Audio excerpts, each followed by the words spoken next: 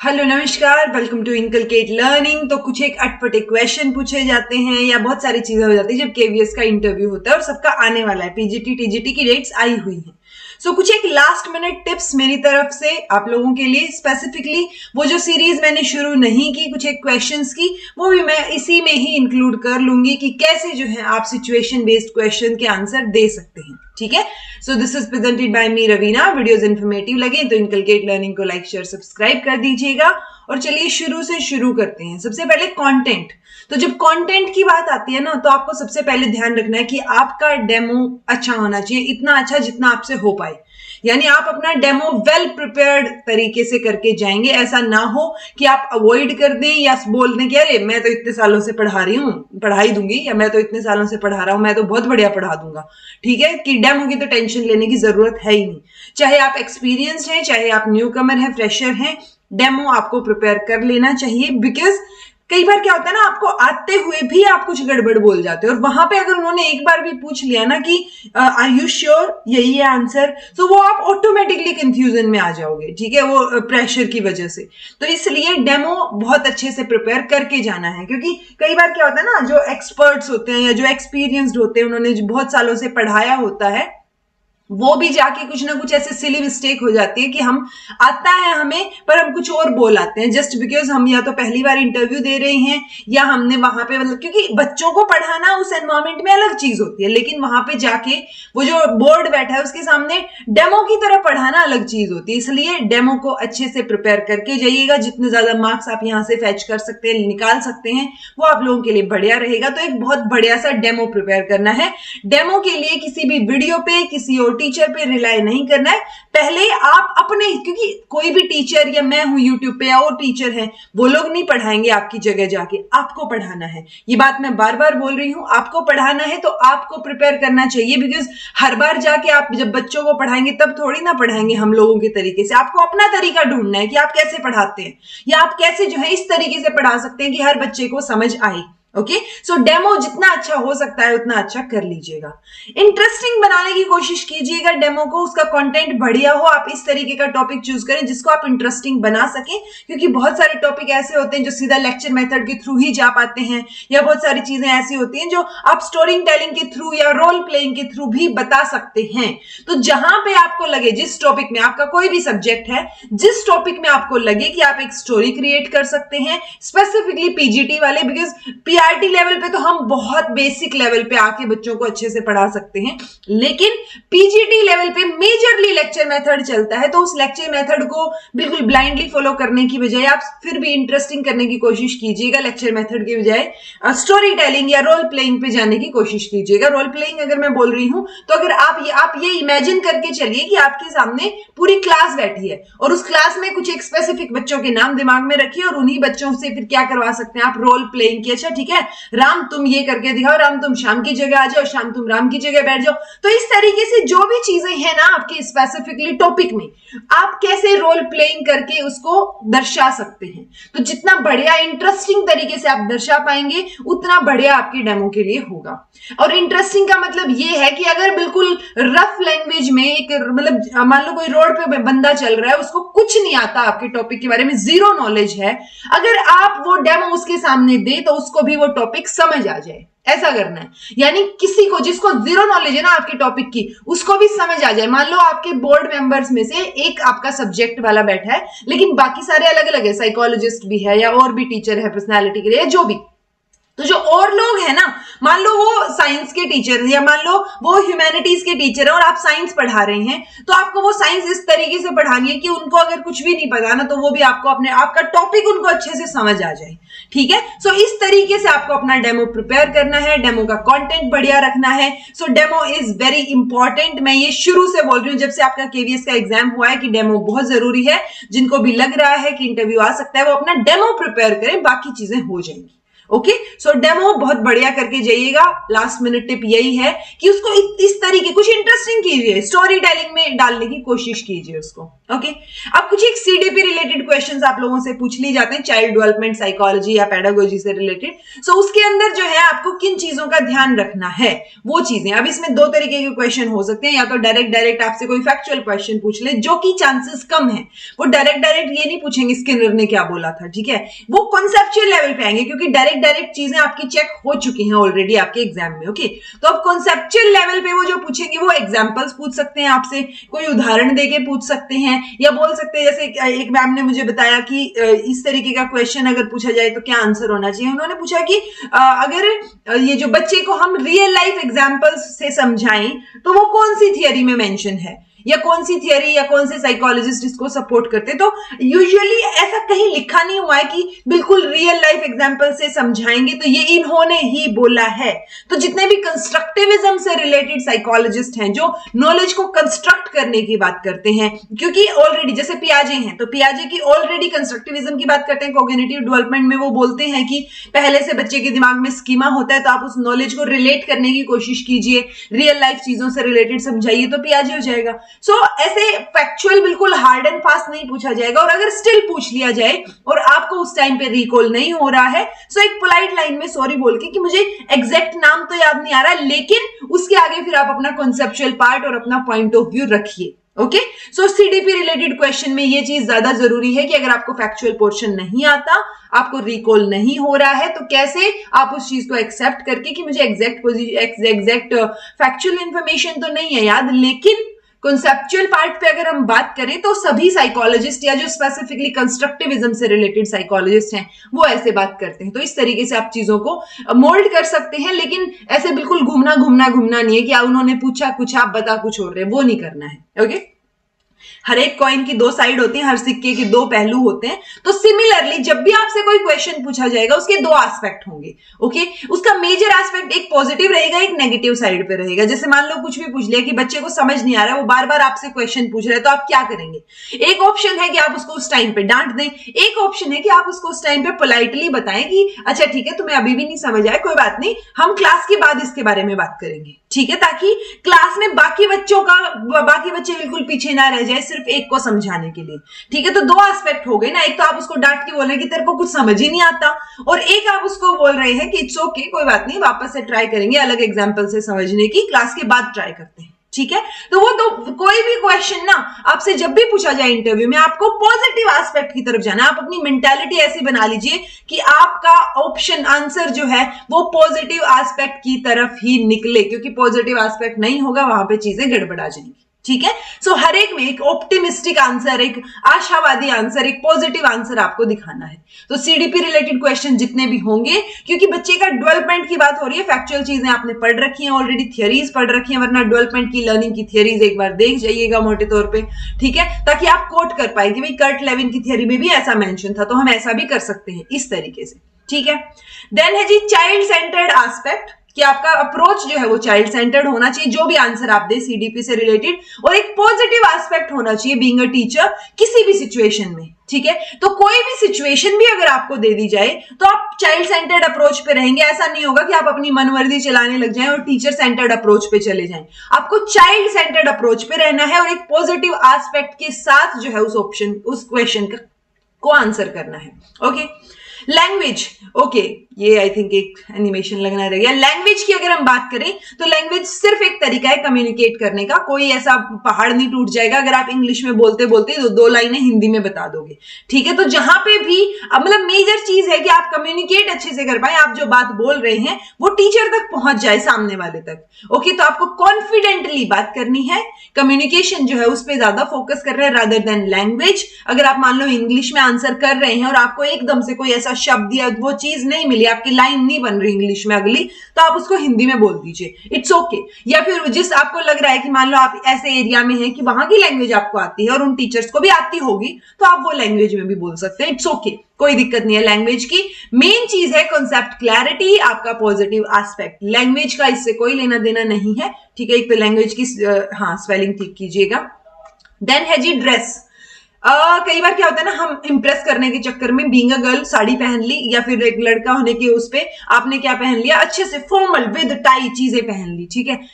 I agree, चीजें अच्छी लगती हैं, साड़ी अच्छी लगेगी प्रॉपर से अगर आप अच्छे से पहन के गए हैं, बट अगर आपने आज तक साड़ी नहीं पहनी, या तो आप पहले पहन के देखिए, या फिर इट्स ओके आप सूट में भी जा सकते हैं। Simplicity is the best. Okay, so आप ये सोचिए कि आपके सामने अगर आपका टीचर पढ़ा रहा है तो वो किस तरीके की चीजें पहने कि आपको उसमें टीचर वाली फील आए, आइडियल टीचर, अच्छा टीचर लगे, ठीक है। तो अब ऑब्वियसली बीइंग अ गर्ल, अगर मतलब मैं, ये कोई कंजर्वेटिव सोच नहीं है, बट बीइंग अ गर्ल अगर आप जीन्स या टॉप पहन के जा रहे हैं, सो उसकी बजाय एक सिंपल फॉर्मल कपड़े जो है वो ज्यादा बेटर लगेंगे। फॉर्मल में भी जीन्स टॉप की जगह अगर आपको फॉर्मल पहनने, तो आप जो पैंट्स या जो ट्राउजर होता है उस तरीके से पहनिए, अच्छी फिटिंग के साथ, तो वो चीजें होनी चाहिए। तो आप कुछ भी पहने बट आप उसको कॉन्फिडेंटली कैरी कर पाए। ऐसा ना हो कि मैंने फॉर्मल बोल दिया तो आप इस तरीके से फॉर्मल में जाएं कि आप उसको संभाल ही नहीं पा रहे और आप कॉन्शियस हो रहे हैं, बिकॉज ड्रेस बहुत बड़ा रोल प्ले करती है। अगर आप कॉन्शियस हो गए तो चीजें गड़बड़ा जाएंगी, आपका ध्यान पूरा ड्रेस पे रहेगा, क्योंकि आपने पहली बार पहनी, आपको नहीं पता कैसे संभालनी है स्पेसिफिकली साड़ी। तो जिन लड़कियों ने कभी नहीं पहनी होती, अगर वो पहनेंगी तो उनको ये टेंशन रहेगी कि मेरी साड़ी प्रॉपरली अच्छे से टक हुई है या नहीं हुई, कहीं कमर तो नहीं दिख रही, कहीं कोई और चीज तो आप कॉन्शियस हो जाते हैं जब आप पहली बार पहनते हैं। सो इट्स बेटर, अगर नहीं पहनी है तो या तो पहन के कंफर्टेबल हो जाइए जब तक आपका इंटरव्यू आता है, या फिर आप उस चीज को स्किप करके अपने उस पे रहिए, सूट पे रहिए नॉर्मल, ठीक है, पजामी और सूट पे रहिए, it's okay, that's very good. तो वो सिंपल रहना है आपको, चाहे लड़के हो चाहे लड़की हो। हाँ, कुछ भी पहन रहे हैं तो स्माइल और कॉन्फिडेंस पहनना मत भूलिए, ठीक है। Don't forget to wear your smile and confidence. सबसे ज्यादा एस्पेक्ट या सबसे ज्यादा अच्छी चीज वो रहेगी जब आप एक पॉजिटिव स्माइल के साथ हो। अगर मैं स्माइल बोल रही हूँ, मैंने लाफ्टर नहीं बोला है, ठीक है, तो वहां जाके हंसना नहीं है, बट स्माइल रहनी चाहिए एक, ठीक है। सो वो एक कन्वर्सेशन की तरह होना चाहिए कि उनको भी एक पॉजिटिव वाइब आपसे आए। वाइब्स होती है ना, कई बार हमें किसी इंसान को देख के नेगेटिव वाइब भी आती है, तो वो वाइब आपसे पॉजिटिव आनी चाहिए, ये आपकी रिस्पॉन्सिबिलिटी है। ओके, किन किन चीजों को अवॉइड करना है, बहुत सारी चीजें होती है ना, किन किन चीजों का ध्यान रखना है। एक तो ओवर कॉन्फिडेंस जी, कोई भी चीज तो ओवर तो करनी ही नहीं है, अति हर चीज की खराब होती है, ठीक है। ओवर कॉन्फिडेंस नहीं होना चाहिए कि बिल्कुल आपसे पूछिए एक चीज है जिसका आंसर 1 या 2 लाइन में हो सकता है, बट आप पूरा 6 नंबर का क्वेश्चन लिखने बैठ गए, वो चीज नहीं होनी चाहिए। सो ओवर कॉन्फिडेंस नहीं होना चाहिए, ओवर ड्रेसअप नहीं करना है आपको, आप जिसमें कंफर्टेबल हो वो चीज पहननी है। Don't beat around the bush, ये चीज को आपने अवॉइड करना है। क्यों? क्योंकि बीट अराउंड द बुश मतलब आपसे पूछा कुछ गया है, आपको वो चीज नहीं पता, लेकिन आप घुमा फिरा के कुछ कुछ बोले जा रहे हैं, वो चीज नहीं होनी चाहिए। जब आपको एग्जैक्टली आपको लग रहा है कि इसका आंसर मुझे एग्जैक्ट नहीं पता, अच्छे से मैं शायद ना एक्सप्लेन कर पाऊं, सो उसका मतलब ऐसे वो घूमने की जरूरत नहीं, इधर उधर घुमाओ आंसर देने की जरूरत नहीं है। वो बहुत एक्सपीरियंस्ड लोग हैं जो आपके सामने बैठे हैं, तो घुमाने की जरूरत नहीं है, सीधा सीधा आंसर दीजिए जो आपको चीजें पता है। अब कई बार क्या होता है ना, कई लोग बोलते हैं मेरी तो टोन ही ऐसी है, मैं भी कई बार बोल देती हूँ, ठीक है, तो वो टोन ऐसी है वो इंटरव्यू में नहीं चलेगा, वो क्योंकि वो एक रूड साउंड करता है, तो वो टोन ऐसी आपको थोड़ी सी चेंज करनी पड़ेगी। ऐसा ना हो कि आप बोले तो आपको ऐसे लगे कि मेरी तो आवाज ही ऐसी है, मैंने तो हमेशा से ऐसे ही बोला है, तो वो चीज नहीं होनी चाहिए। आप पोलाइट शो होने चाहिए, ऐसा ना हो कि आप नॉर्मल आंसर भी दे रहे तो वो रूड शो हो रहा है, वो नहीं होना चाहिए। ओके, नेगेटिव एस्पेक्ट आपके किसी भी आंसर में नजर नहीं आना चाहिए, सबसे बड़ी चीज, चाहे वो बच्चे को लेके हो, चाहे वो स्कूल सिस्टम को लेके हो, चाहे वो किसी भी चीज को लेके हो, ठीक है। चाहे वो मान लो आपसे जनरल अवेयरनेस के क्वेश्चन पूछ रहे हैं और वो आपसे देश के बारे में पूछने लगे, देश में क्या माहौल चल रहा है वो पूछने लगे, सो कोई भी एक पर्टिकुलर पॉलिटिकल पार्टी की तरफ आपके पॉइंट ऑफ व्यूज या फिर आप जो है कोई भी चीज जब बता रहे हैं तो उसमें कहीं भी नेगेटिव एस्पेक्ट नहीं नजर आना चाहिए। चाहे वो देश के प्रति आपसे क्वेश्चन पूछा हो कि देश में क्या चल रहा है आजकल, अगर उन्होंने नेगेटिव क्वेश्चन भी पूछा है तो उसको ऐसे फ्रेम करने की कोशिश कीजिए कि आप पॉजिटिवली आंसर दें। ओके, तो पॉजिटिविटी आपकी पर्सनालिटी में भरी होनी चाहिए, ठीक है। What to do, ये तो थे अवॉइड करने वाली चीजें, बट क्या करना है वो भी तो पता होना चाहिए ना। कॉन्फिडेंस होना चाहिए, एक स्माइल के साथ कामनेस होनी चाहिए आप में, ऐसा ना हो कि बिल्कुल ऐसे नर्वस हो जाएं आप, काम रहिए। मॉक टेस्ट अगर आप दे पाते हैं, आपके आसपास एग्जिस्ट करते हैं, टीचर्स ले रहे हैं तो दे आइए एक बार, ठीक है। मॉक टेस्ट बेस्ट चीज है, देना अच्छी बात है, वो कुछ ना कुछ इंप्रूवमेंट करके ही आपको बताएंगे, ठीक है।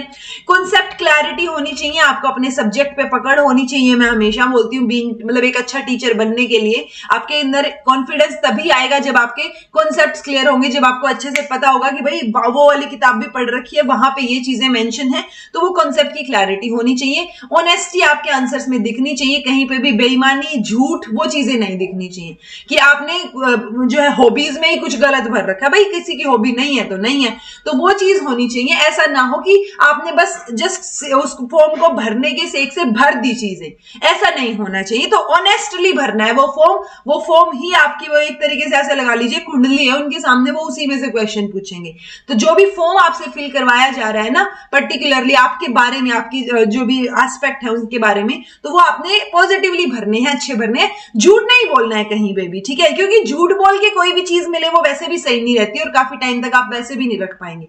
सो इट्स बेटर कि आप जो है कोई भी चीज, जैसे कई स्टूडेंट्स बोलते हैं कि मेरा नेट भी क्लियर है बट मैंने पीआरटी का भर रखा है, तो मैं क्या करूं, मैं नेट शो करूं ना करूं, कर दीजिए, देखी जाएगी जो होएगा। एटलीस्ट आपने कुछ तो किया है ना, क्योंकि रोज तो वैकेंसी निकलती नहीं है। अब ये तो नहीं है कि आपने पीआरटी का भरने के लिए आपने उसी ऑप्शन पे आप स्टिक कर गए और आपने जो है आगे कोई पढ़ाई ही नहीं की, ठीक है? तो आप कुछ ना कुछ तो करेंगे ना लाइफ में। तो ये अच्छी बात है कि आपने कुछ ना कुछ किया है, नई डिग्रीज ली हैं या कोई ना कोई चीज करते रहे हैं आप। सो वो एक चीज होनी चाहिए कि आप एंथुजियास्टिक है, सीखना चाह रहे हैं, ठीक है? इस एस्पेक्ट से आप चीजों को करके देखते हैं। तो कोई भी चीज आपकी लाइफ में है, मार्क्स ऊपर नीचे हो रहे हैं, जो भी चीजें हैं, वो ऑनेस्टी के साथ एक आंसर वही रखिए जो ऑनेस्ट है। जैसे एक स्टूडेंट है रोजी, उन्होंने पूछा था कि मेरे मार्क्स जो हैं बीएससी में शायद कम थे या बाकी बीएड में बाकी ठीक हो गए सब में। सो पॉइंट ये है कि भाई ग्रेजुएशन जब तक आप करते हैं, कई बार आपको नहीं पता होता आप क्या करना चाहते हैं लाइफ में, ठीक है? तो जब आपको पता होगा लाइफ में क्या करना है, उस टाइम पे चीजें और बेहतर होंगी,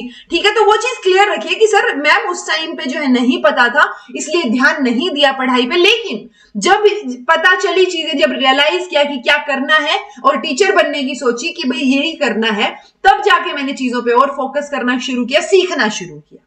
सो वो चीज रखिए, ऑनेस्ट रहिए। जो आंसर आपके हैं बस उसको थोड़ा सा ऑनेस्टी के साथ आंसर दीजिए। पॉजिटिव और ऑप्टिमिस्टिक आंसर आपके होने चाहिए। मैंने आपको कई बार बता लिया, आशावादी आंसर होने चाहिए। ऐसा ना हो कि नेगेटिविटी भरी पड़ी आपके आंसर में कि इस बच्चे का तो कुछ नहीं हो सकता। नहीं हो सकता है, इसका भी हो सकता है। रेमेडियल टीचिंग कर सकते हैं, थोड़ा एक्स्ट्रा टाइम दे सकते हैं, बच्चे को समझाने की कोशिश कर सकते हैं, अलग अलग आंसर्स या अलग अलग एग्जाम्पल्स के थ्रू समझाने की कोशिश कर सकते हैं। तो पॉजिटिव और ऑप्टिमिस्टिक आंसर आपके होने चाहिए और ड्रेस प्रॉपर होनी चाहिए ताकि आप कंफर्टेबल रहेंगे उस ड्रेस में, तो आप बेहतर तरीके से आंसर कर पाएंगे, ठीक है? अब कोई भी सिचुएशन बेस्ड क्वेश्चन कि बच्चा ये कर रहा था क्लास में, बच्चे ने जो है ये कर दिया, तब आप क्या करेंगे? बच्चे ने कोई ड्राइंग बना दी, तब आप क्या करेंगे, ठीक है? या मान लो कोई गिफ्टेड बच्चा है, तब क्या करेंगे? सो हर सिचुएशन में अगर गिफ्टेड बच्चे की बात हो रही है तो आपको ऐसा नहीं करना है कि आप गिफ्टेड बच्चे के हिसाब से ही पढ़ा रहे हैं, बाकियों को ऐसे ही छोड़ रहे हैं। नहीं, आप एवरेज क्लास के हिसाब से चलिए, लेकिन गिफ्टेड बच्चे को फिर इंक्लूड कर लीजिए। या तो उससे मान लो सम सोल्व करवा लिया कोई, ठीक है? कि अब आपको जो है ना ये बोर्ड पे सोल्व करके दिखाएंगे, इनको अच्छे से पता है, तो वो बच्चे का भी कॉन्फिडेंस बढ़ेगा कि वो करके दिखा रहा है, ठीक है? सो कहीं पे भी नीचा नहीं दिखाना है किसी भी बच्चे को, चाहे वो गिफ्टेड हो। उसको ये नहीं करना कि अच्छा तू बड़ा लाट साहब पाग रहा है, ठीक है? या फिर बहुत ज्यादा तेरे को सारा ही तेरे को आता है, पहले ही करके आता है, नहीं, ऐसा कुछ नहीं करना है। चाहे वो गिफ्टेड हो, चाहे जिसको कम आता हो, आपको एक चीज ध्यान रखनी है, ऑप्टिमिस्टिक और पॉजिटिव आंसर होना चाहिए। कोई भी सिचुएशन आपको दे दी जाए, आप क्या नहीं करेंगे? कोई भी आंसर में आप बच्चे को डांटने की बात नहीं करेंगे, आप हमेशा उसको समझने की बात करेंगे बच्चे को, ठीक है? ऐसा ना हो कि आप क्लासमेट्स के सामने उसको ह्यूमिलिएट करके बैठा दें, ऐसा कोई आंसर आप दे दें, ऐसा नहीं होना चाहिए, ठीक है? सो जो चीजें आप क्लास में करेंगे वही आपसे पूछी जाती हैं। अगर आप एक जेन्युइन टीचर हैं तो आपको इंटरव्यू में कोई रोक नहीं सकता है, हो जाएंगी सारी चीजें। बस आपको पॉजिटिव एस्पेक्ट रखना है। ऐसा ना हो कि बच्चे ने कोई अटपटी ड्राइंग बना दी, कोई ऐसी सिचुएशन आपको दे दी और आप एकदम से भड़क के कहते हैं तो बहुत गलत किया बच्चे ने, और जो है इसको तो डांट के भगा देना चाहिए या रेस्टिकेट कर देना चाहिए। वो चीजें नहीं आनी चाहिए। हम बच्चे को समझने की कोशिश करेंगे कि उसने वो क्यों किया, तो हर चीज के पीछे रीजन जानने की कोशिश करेंगे कि बच्चे ने ऐसा क्यों किया। अब उसका रीजन जब हमें पता चल जाएगा तो उसके बाद जो है हम उसको सोल्व करने की कोशिश करेंगे, ठीक है? तो हर एक सिचुएशन बेस्ड क्वेश्चन में अल्टीमेटली यही चीज निकल के आएगी कि उस जड़ तक पहुंचिए, जो बच्चे ने किया, रीजन क्या है उसका, जो भी उसने बिहेव किया, चाहे वो अग्रेसिव बिहेव किया हो, या किसी से गंदे से बात की हो, या मान लो क्लास में कोई अटपटी ड्राइंग बना दी हो, तो वो चीजें जब भी हो तो आप जो है जिस भी बच्चे ने ऐसा किया हो पहले तो उसको जानने की कोशिश करें, और जब पता चल जाए कि भाई इस बच्चे ने किया है तो आप उसको ये कोशिश करें कि क्यों किया है, क्या कारण है। क्योंकि जब आप ये पूछते हैं ना क्या किया, क्यों किया है, तो आधे बार तो बच्चे सोच में पड़ जाते हैं कि उसने क्यों किया था, तो वो भी सोचते हैं उस बारे में। ओके, तो वो सॉरी भी बोलेंगे, आपको अच्छे से समझेंगे, आपको भी समझेंगे वो। तो ऐसा नहीं होना चाहिए कि आप जो है नेगेटिव एस्पेक्ट में चले जाएं कि प्रिंसिपल के पास उठा के ले जाओ, ह्यूमिलिएट कर दिया, क्लास में स्कोल्ड कर दिया, डांट दिया, वो चीजें नहीं होनी चाहिए किसी भी सिचुएशन बेस्ड क्वेश्चन में। ठीक है जी। सो आई होप आपके लिए ये हेल्पफुल रहा हो, जो भी चीजें मैंने आज करवाई हैं, लास्ट मिनट पे आपको हेल्प करें अपने इंटरव्यू को प्रिपेयर करने के लिए।